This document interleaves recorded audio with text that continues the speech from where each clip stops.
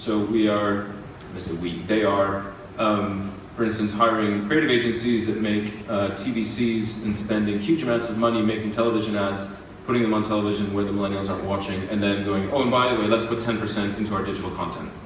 And I think where that shift needs to come is moving vast sums of money out of traditional media and into digital content and social media, because if you want to reach millennials, that's where they are.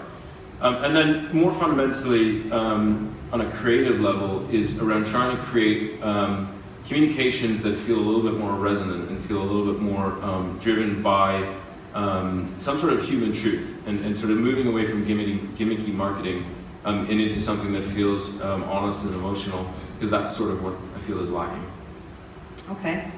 And also, you talked about, the rise of the millennial generation, that, they're not going to be reading newspapers and magazines as much in the future, maybe. So what does that mean, for example, for your magazine you have right now? I think you still print Vice magazine. So what is that going to look like in the future? Do you think that will just at some point phase out? Or, are you still able to cover all the cost of that magazine just through the ads that are in it? Or what does that mean for the future? I think, if we're honest, we publish the magazine because we love it and we feel that's where it came from. It is a fraction of 1% of our revenue, and I wouldn't want to say that we no longer care about the magazine, but I would say it takes a fraction of 1% of my attention in a year. So that simply for us is an interesting business, and some of our high-end fashion magazines perform much better because there's still a market for that. But we are entirely focused mostly on digital and television. Print is for us something we stopped thinking about seriously a long time ago. Right. Okay.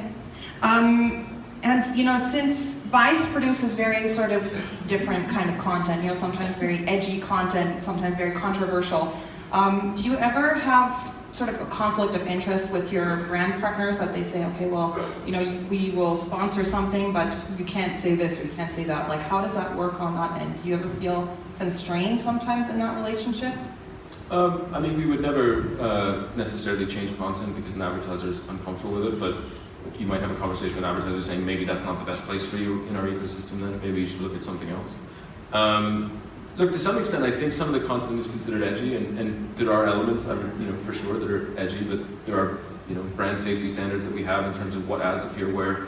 But also stuff that's edgy to, maybe it's a bad way of saying it, older marketing people is not edgy to young people. So to use my example of that gay rights seems like something that's controversial, but it's actually not controversial if you ask anybody under 30, or the vast majority of people under 30.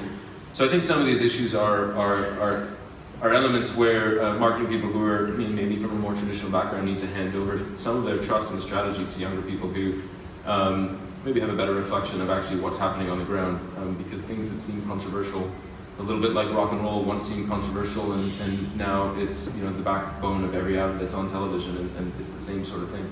Absolutely. Well, we know that you have to have a plane to catch, so thank you so much for your time. That's Elek, everybody.